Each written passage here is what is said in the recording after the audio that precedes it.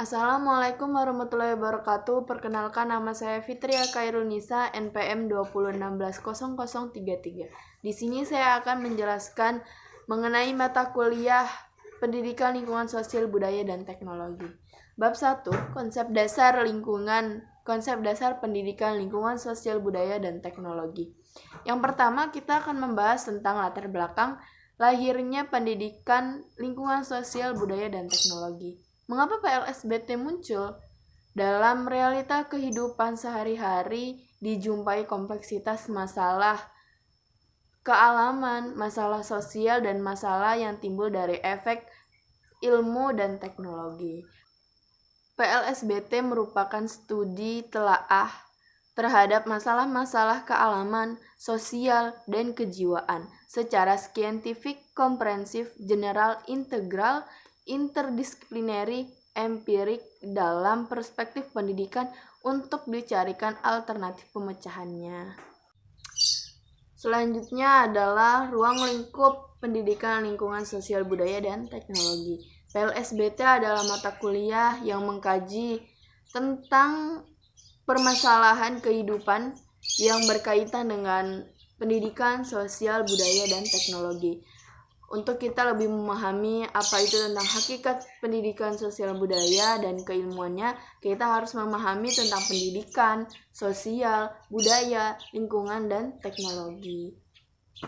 Pendekatan yang digunakan dalam mata kuliah PLSBT adalah pendekatan multidisipliner dan pendekatan interdisipliner.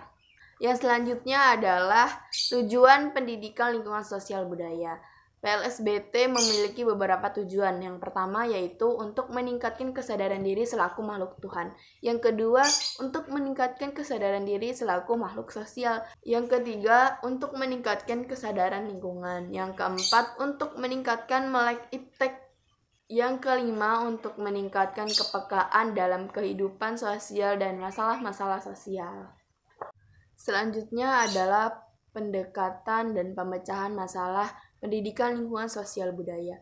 Yang pertama adalah macam-macam pendekatan pemecahan masalah. Pendekatan dan pemecahan masalah dalam mata kuliah PLSBT dengan menggunakan pendekatan interdisipliner, pendekatan multidisipliner, dan pendekatan transdisipliner. Yang pertama adalah pendekatan interdisipliner. Pendekatan interdisipliner ialah pendekatan dalam memecahkan suatu masalah dengan menggunakan tinjauan berbagai sudut pandang ilmu serumpun yang relevan secara terpadu. Yang kedua adalah pendekatan multidisipliner. Pendekatan multidisipliner ialah pendekatan dalam pemecahan suatu masalah dengan menggunakan tinjauan berbagai sudut pandang banyak ilmu yang relevan. Yang ketiga adalah pendekatan transdisipliner. Pendekatan transdisipliner ialah pendekatan dalam pemecahan masalah dengan menggunakan tinjauan ilmu yang relatif dikuasai dan relevan dengan masalah yang akan dipecahkan. 2. Metode pemecahan masalah. Kita menggunakan 3 metode pemecahan masalah. Yang pertama, menggunakan metode riset. Yang kedua, menggunakan metode pemecahan masalah. Dan yang ketiga, menggunakan metode inquiry. Bab 2. Kedudukan manusia sebagai makhluk individu dan makhluk sosial. Yang pertama adalah manusia sebagai makhluk individu. Individu berasal dari kata Prancis yaitu individuel, artinya seorang. Kata ini selalu mengacu pada manusia dan tidak bukan pada manusia. Setiap individu memiliki ciri-ciri khas yang telah built-in dalam dirinya. Unsur kepribadian selanjutnya adalah perasaan. Perasaan selalu bersifat subjektif dan tidak pernah bersifat objektif. B. Manusia sebagai makhluk sosial. Manusia sebagai makhluk sosial adalah manusia yang senantiasa hidup dengan manusia yang lain atau dimaksud dengan bermasyarakat. Para ahli filsafat dan analisis sosial telah melihat bahwa masyarakat adalah struktur yang terdiri dari keluarga dan keanehan-keanehan suatu masyarakat tertentu dapat digambarkan dengan menjelaskan hubungan kekeluargaan yang berlangsung di dalamnya. Sedangkan masyarakat itu sendiri memiliki pengertian yaitu kelompok manusia yang saling berinteraksi, yang memiliki perasaan untuk kegiatan tersebut dan adanya saling ketertarikan untuk mencapai tujuan bersama. Jadi manusia sebagai makhluk sosial adalah individu yang memiliki kecenderungan untuk bergaul guna mengembangkan potensi yang dimilikinya. Berikutnya, pengembangan potensi manusia. Dalam mengembangkan potensi yang ada pada manusia, bisa dilakukan dengan berbagai macam pendekatan. Di antaranya, yang pertama adalah pendekatan fungsional dan yang kedua adalah pendekatan sosial. Bab 3. Pendidikan lingkungan sosial budaya di lingkungan sekolah dasar. A. Pengertian pendidikan di sekolah dasar. Pendidikan adalah usaha sadar oleh orang dewasa terhadap perkembangan jasmani dan rohani untuk menumbuhkan dan membentuk personalitas yang utuh dalam melaksanakan tugas dan tanggung jawab di masyarakat.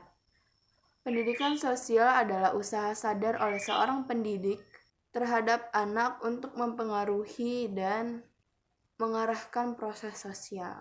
B. Metode pendekatan dan cakupannya dalam pendidikan sosial di sekolah dasar. Yang pertama, metode-metode pendidikan sosial. Yang pertama ada metode langsung dan yang kedua metode tidak langsung. Lalu ada pendekatan-pendekatan dalam pendidikan sosial. Yang pertama ada pendekatan mentalistik, yang kedua pendekatan konvensional, dan yang ketiga pendekatan yang ditinjau dari segi pelaksanaannya. Pendekatan-pendekatan menurut St. Febriarto dijelaskan bahwa dengan mencakup 3 aspek mental pribadi, yaitu yang pertama pengetahuan, yang kedua sikap, dan yang ketiga perbuatan. 3. Cakupan dalam pendidikan sosial di sekolah dasar. Yang pertama sikap toleransi, yang kedua sikap solidaritas, dan yang ketiga saling menghargai, yang keempat tolong-menolong. Masalah-masalah di lingkungan sekolah dasar. Yang pertama, siswa kesulitan mencari teman, siswa sulit berbaur, membolos, membuang sampah sembarangan, tidak mau bekerja sama, tidak mau bergotong royong. Bab 4. Kedudukan nilai dan moral di lingkungan sekolah dasar. Yang pertama, kedudukan nilai dalam sekolah dasar. Konsep dan hakikat nilai. Perilaku manusia terkait dengan nilai, bahkan nilai menjadi aspek penting yang dibutuhkan oleh manusia. Menurut Lasio, nilai bagi manusia adalah landasan atau motivasi dalam segala tingkah laku atau perbuatannya. Hakikat adalah unsur yang harus atau wajib ada untuk adanya sesuatu. Oleh karena itu tidak tepat dikatakan bahwa ada pergeseran nilai. Karena nilai tidak bergeser, yang bergeser adalah persepsi manusia atau penilaian manusia. 2. Kualitas nilai. Yang pertama ada kualitas primer, kualitas sekunder, dan yang terakhir kualitas tersier. B. Peran hukum dalam masyarakat. Menurut Surjono Sukanto, hukum itu sebagai ilmu, hukum sebagai disiplin, hukum sebagai kaedah, hukum sebagai tata hukum, hukum sebagai petugas, dan hukum sebagai jalinan nilai-nilai. 2. Fungsi hukum. Fungsi hukum yang pokok ada 2, yaitu sebagai kontrol sosial dan sebagai sarana untuk melakukan perubahan masyarakat. 3. Jenis-jenis hukum. Secara garis besarnya, jenis hukum dapat dibedakan berdasarkan 1. Berdasarkan waktu, 2. Bentuk, 3. Luas berlakunya, 4. Isi, 5. Fungsi, 6. Sifat, 7. Sumber. 2. Dinamika penerapan nilai moral. Aspek penting yang terkait dengan nilai adalah adanya objektivisme dan subjektivisme yang melekat dalam nilai. Spesifikasi nilai menurut objektivisme adalah: yang pertama, nilai bersifat tetap, mutlak, dan tak terubahkan. Yang kedua, nilai bukanlah penilaian, melainkan punya posisi sendiri secara objektif. Spesifikasi nilai menurut subjektivisme yaitu: yang pertama, nilai bersifat relatif. Bersifat relatif karena nilai adalah penilaian. Penilaian itu dilakukan oleh setiap orang dan setiap orang memiliki penilaian yang berbeda. 3. Perbedaan kesopanan dan moral. Kaidah moral adalah kaidah yang pada akhirnya mengarah pada jenis kehidupan yang akan dijalani manusia. Sementara itu, kaidah kesopanan tumbuh dari kebiasaan yang berkaitan dengan kemudahan, kepantasan, dan bentuk-bentuk dalam pergaulan. Bab 5, interaksi sosial, interaksi kelompok, interaksi masyarakat, dan interaksi komunitas. A. Pengertian interaksi sosial. Interaksi adalah proses di mana orang-orang berkomunikasi saling berpengaruh, mempengaruhi dalam pikiran dan tindakan.